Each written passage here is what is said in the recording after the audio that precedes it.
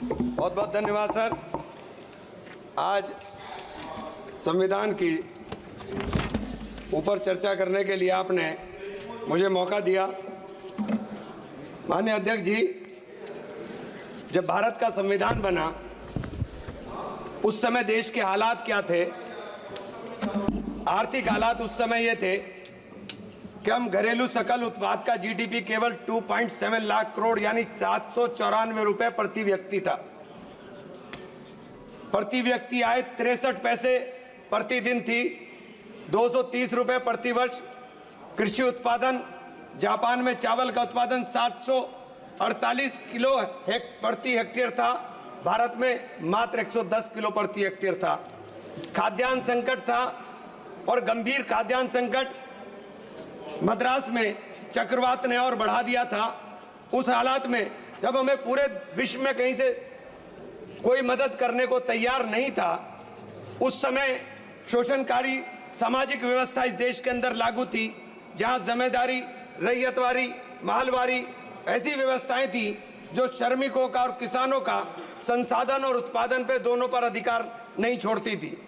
ऐसी 1947 में भारत की अर्थव्यवस्था मूल्यह्रास अर्थव्यवस्था थी। उत्पादन में बहुत सारे कारकों का उपयोग उत्पादन व्यवस्था को कमजोर बनाता था और हालात ये थे, उद्योग स्थापित नहीं होते। 1947 में भारत की विकास दर मात्र 1% सालाना थी। सीमित जीवन की संभावनाएं देश के अंदर थी।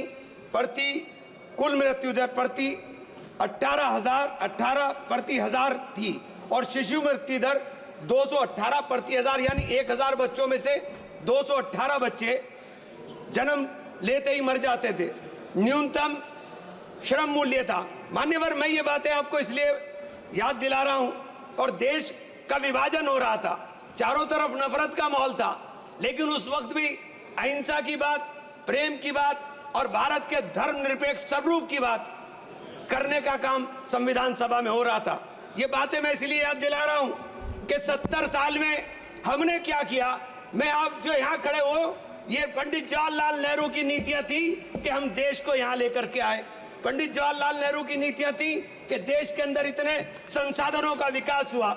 ये बातें मैंने आपको इसलिए बताई कि बार बार कहा जाता है कि उनका योगदान क्या था। ये उनका योगदान था, ये उनका ही ब्लूप्रिंट था कि हमने देश के अंदर हरित क्रांति लाए।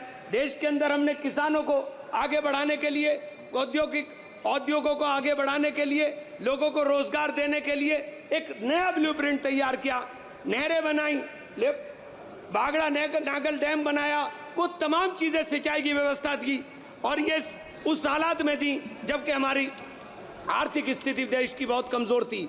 मान्यवर, इस संविधान को जब बनाया गया तो संविधान को प्रस्तुत करते हुए बाबा साहेब भीमराव अम्बेडकर ने कहा था कि ये एक सामाजिक परिवर्तन का माध्यम है। उनकी दृष्टि में केवल कानूनी दस्तावेज नहीं बल्कि एक नैतिक प्रतिज्ञा है जो में न्याय, समानता, स्वतंत्रता, बंधुत्व के सिद्धांत से जोड़ती है। आज इस पवित्र ग्रंथ के संरक्षक के रूप में हमें अपने इन आदर्शों के प्रति अपने संकल्प को दोहराना चाहिए। 26 नवंबर 1949 को संविधान सभा में अपनी अंतिम भाषण के अंदर जब उन्होंने इसको प्रस्तुत करते हुए कहा, यह कांग्रेस पार्टी का अनुशासन ही का परिणाम था कि प्रारूप समिति के प्रत्येक अनुच्छेद और संशोधन की नियति के प्रति आश्वस्त होकर उसे सभा में प्रस्तुत कर सकी। इसलिए इस सभा में संविधान के सुगमता के पारित हो जाने का सारा श्रेय कांग्रेस पार्टी को जाता है। हम लोग संविधान को बनाने वाले लोग हैं। हम संविधान को बनाने वाले, मानने वाले और संविधान को अपने सीने से लगाने वाले हैं। किसी के लिए एक किताब हो सकती है, लेकिन हमारे लिए तो एक पवित्र ग्रंथ है। इसी ग्रंथ के माध्यम से हमें देश के अंदर बराबरी का अधिकार मिला। मान्यवर, 2 मिनट। इसी ग्रंथ के माध्यम से हमें अधिकार मिला। आज हमारे अधिकारों के ऊपर कुठाराघात हो रहा है। वक्फ के नाम के ऊपर, वक्फ के नाम पे हमारी संपत्ति छीनने की साजिश की जा रही है। आज हमें पूरे तरीके से जगदम्बिका पाल साहब ने हमारे माननीय